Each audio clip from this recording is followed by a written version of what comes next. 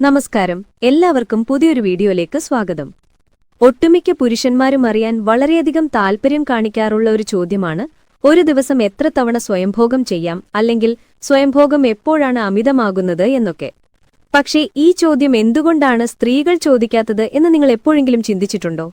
സ്ത്രീകൾ സ്വയംഭോഗം ചെയ്യാത്തതുകൊണ്ടാണോ, അതോ സ്ത്രീകൾക്ക് ലൈംഗിക താൽപര്യം കുറവായതുകൊണ്ടാണോ? നിങ്ങളിൽ എത്ര പേർക്കറിയാം, ഈ ഭൂമിയിലെ സർവ്വജീവജാലങ്ങളിലും വെച്ച് രതിസുഖത്തിനു വേണ്ടി മാത്രം എക്സ്ക്ലൂസീവായിട്ടുള്ള ഒരു അവയവമുള്ള ഏകജീവി സ്ത്രീയാണ് എന്നുള്ള വസ്തുത? പുരുഷന്റെ ലിംഗത്തിന് സന്താനോൽപാദനവും മൂത്രമൊഴിക്കുക എന്നൊക്കെയുള്ള വേറെയും രണ്ട് ദൗത്യം കൂടിയുണ്ടെങ്കിൽ, ഒരു സ്ത്രീയുടെ ക്രിസറി എന്ന് പറയുന്ന അവയവത്തിന്റെ ഏക ദൗത്യമെന്ന് പറയുന്നത് രതിസുഖം മാത്രമാണ്.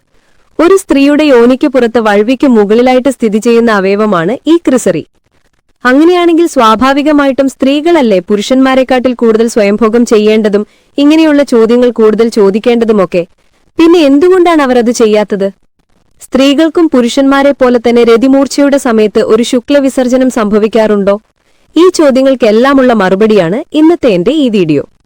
നമ്മുടെ ജീവിതത്തിൽ ഉണ്ടാകുന്ന 90% ലൈംഗിക പ്രശ്നങ്ങളും നിങ്ങളൊരു ഡോക്ടറിന്റെ അടുക്കലോ സൈക്കോളജിസ്റ്റിന്റെ അടുക്കലോ ഒക്കെ പോയി ചികിത്സിച്ച് ഭേദമാക്കേണ്ട രോഗങ്ങളല്ല.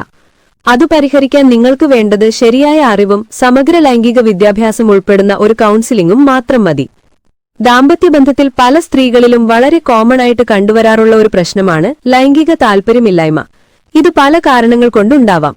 മാനസിക സമ്മർദ്ദം, പിരിമുറുക്കം, ഉത്കണ്ഠ, പങ്കാളികൾ തമ്മിലുള്ള ബന്ധത്തിലുള്ള പ്രശ്നങ്ങൾ, ആത്മവിശ്വാസമില്ലായ്മ, സ്വന്തം ശരീരത്തെപ്പറ്റി മോശമായിട്ടുള്ള ചിന്തകൾ, പഴയകാല ലൈംഗിക അതിക്രമങ്ങൾ, അതുപോലെ തന്നെ മോശമായിട്ടുള്ള ലൈംഗിക അനുഭവങ്ങൾ എന്നു തുടങ്ങി പലതും.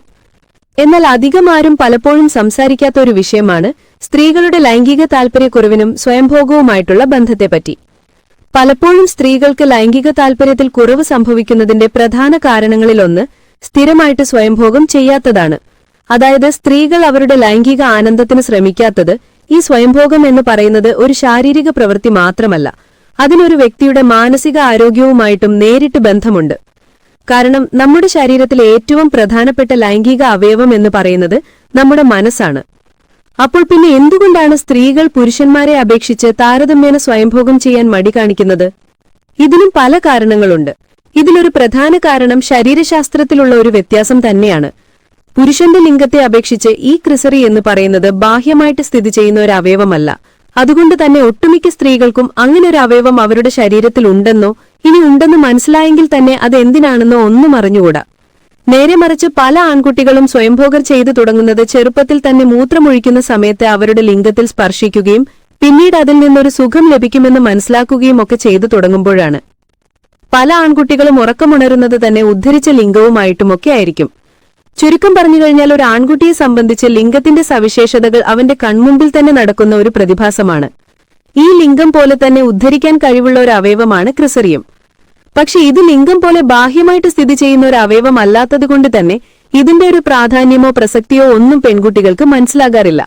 അതുകൊണ്ട് തന്നെ ആൺകുട്ടികളെ പോലെ സ്വയംഭോഗം ചെയ്യാനുള്ള ഒരു പ്രചോദനം അവർക്ക് പലപ്പോഴും ഉണ്ടാകാറുമില്ല.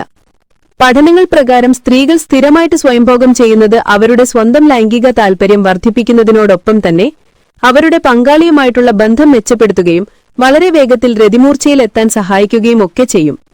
അപ്പോൾ നിങ്ങളുടെ പങ്കാളി സ്വയംഭോഗം ചെയ്യുന്നില്ല എന്നുണ്ടെങ്കിൽ അതിന്റെ പ്രസക്തിയെപ്പറ്റി നിങ്ങൾക്ക് പറഞ്ഞു മനസ്സിലാക്കിപ്പിക്കാവുന്നതാണ്.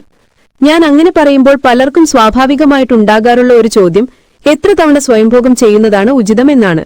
ഇവിടെ പുരുഷന്മാരുടെ സ്വയംഭോഗത്തിന്റെ കാര്യം പറഞ്ഞതുപോലെ അത് അവരുടെ ദൈനംദിന ജീവിതത്തെയും ജോലിയെയും പഠനത്തെയും ബന്ധങ്ങളെയും ഒന്നും ബാധിക്കാത്ത തരത്തിൽ ചെയ്യുകയാണെങ്കിൽ സ്വയംഭോഗം ചെയ്യുന്നതുകൊണ്ട് പുരുഷന്മാരെ പോലെ തന്നെ സ്ത്രീകൾക്കും പ്രത്യേകിച്ച് യാതൊരു പ്രശ്നവും ഉണ്ടാകത്തില്ല. ഇനി സ്വയംഭോഗം ചെയ്യുന്ന പുരുഷന്മാരെ പോലെ തന്നെ സ്ത്രീകളും അറിഞ്ഞിരിക്കേണ്ട രണ്ട് പ്രധാന കാര്യങ്ങളുണ്ട്. നമ്പർ 1, വ്യത്യസ്തമായിട്ട് ശ്രമിക്കുക. എപ്പോഴും ഒരേ രീതിയിലുള്ള സ്പർശനം മാത്രം ഉപയോഗിക്കാതിരിക്കുക. കാരണം അങ്ങനെ ചെയ്യുന്നത് നിങ്ങളുടെ ശരീരം ആ ഒരു സ്പർശനത്തോട് മാത്രം പ്രതികരിക്കുന്ന ഒരവസ്ഥ ഉണ്ടാക്കിയേക്കാം. ഇത് പിന്നീട് നിങ്ങളുടെ ദാമ്പത്യ ജീവിതത്തിൽ ബുദ്ധിമുട്ടുകൾക്കും ഇടയാക്കിയേക്കാം. ഉദാഹരണത്തിന്, നിങ്ങൾ വൈബ്രേറ്റർ ഉപയോഗിക്കുന്ന ഒരു സ്ത്രീയാണെങ്കിൽ ഇടയ്ക്ക് വിരലുകളും ഉപയോഗിക്കുക. വ്യത്യസ്തമായിട്ടുള്ള പരീക്ഷണങ്ങൾ നടത്തുന്നത് നിങ്ങളുടെ ആ അനുഭവം കൂടുതൽ മെച്ചപ്പെടുത്തുവാനും സഹായിക്കും. നമ്പർ 2, സമയമെടുക്കുക. ഇത് ഞാൻ ശീഘ്രസ്ഖലനം നേരിടുന്ന പല പുരുഷന്മാരോടും പറയാറുള്ള ഒരു കാര്യമാണ്. സമയമെടുത്ത് സ്വയംഭോഗം ചെയ്ത് പരിശീലിക്കുക. അങ്ങനെ ചെയ്യുന്നത് നിങ്ങളുടെ ശരീരത്തെ കൂടുതൽ മനസ്സിലാക്കുവാനും നിങ്ങളുടെ വികാരങ്ങൾക്കുമേൽ കൂടുതൽ നിയന്ത്രണം കൊണ്ടുവരുവാനുമൊക്കെ സഹായിക്കും. കളിക്കളത്തിൽ നിങ്ങൾ എങ്ങനെയാണോ കളിക്കുവാൻ ആഗ്രഹിക്കുന്നത് അതിനനുസരിച്ച് വേണം പ്രാക്ടീസ് ചെയ്യുവാൻ. നിങ്ങളുടെ ലക്ഷ്യം 20 മിനിറ്റിനുള്ളിൽ രതിമൂർച്ചയിൽ എത്തുക എന്നുള്ളതാണെങ്കിൽ അതിനനുസരിച്ച് വേണം നിങ്ങൾ പ്രാക്ടീസ് ചെയ്യുവാൻ. സ്ത്രീകളുടെ കാര്യത്തിലും ഇത് ബാധകമാണ്. പുരുഷന്മാർക്ക് ശുക്ലവിസർജനം രതിമൂർച്ചയുടെ സമയത്ത് സംഭവിക്കുന്നതുപോലെ സ്ത്രീകൾക്കും രതിമൂർച്ചയുടെ സമയത്ത് അങ്ങനൊരു ഇജാക്കുലേഷൻ സംഭവിക്കുന്നുണ്ടോ? ഇതിന് ഞാൻ ഉത്തരം പറയുന്നതിനു മുമ്പ് നിങ്ങൾ അറിഞ്ഞിരിക്കേണ്ട ഒരു പ്രധാന വ്യത്യാസമുണ്ട്. ഈ ഫീമെയിൽ ഇജാക്കുലേഷനും പോൺ സിനിമകളിൽ കാണിക്കുന്ന സ്ക്വേർട്ടിങ്ങും രണ്ടും രണ്ടാണ്. ഈ സ്ക്വേർട്ട് ഫ്ലൂയിഡ് എന്ന് പറയുന്നത് തെളിഞ്ഞ വെള്ളം മാതിരി ഒരു ദ്രാവകമാണ്. നേരെ മറിച്ച് ഈ ഫീമെയിൽ ഇജാക്കുലേറ്റ് എന്ന് പറയുന്നത് പുരുഷന്മാരുടെ ശുക്ലത്തിന് സമാനമായിട്ടുള്ള ഒരു ദ്രാവകമാണ്. ഈ ഫീമെയിൽ ഇജാക്കുലേഷൻ സംഭവിക്കുന്ന സ്ത്രീകളിൽ രതിമൂർച്ചയുടെ സമയത്ത് അവരുടെ മൂത്രനാളിക്ക് ചുറ്റുമുള്ള സ്കീൻസ് ഗ്ലാൻഡ് അഥവാ ഫീമെയിൽ പ്രോസ്റ്റേറ്റ് എന്ന് വിളിക്കുന്ന ഗ്രന്ഥികളിൽ നിന്നും പാൽ നിറത്തിലുള്ള കട്ടികൂടിയ ഒരു ദ്രാവകം വിസർജിക്കപ്പെടാറുണ്ട്. ഈ പുരുഷന്മാരുടെ ശുക്ലത്തിന്റെ അളവ് നമ്മൾ മുമ്പൊരു വീഡിയോയിൽ പറഞ്ഞതുപോലെ ഈ ഫീമെയിൽ ഇജാക്കുലേറ്റും ഏകദേശം 1 ടീസ്പൂണോ അല്ലെങ്കിൽ അതിൽ താഴെയോ മാത്രമേ ഉണ്ടാകാറുള്ളൂ.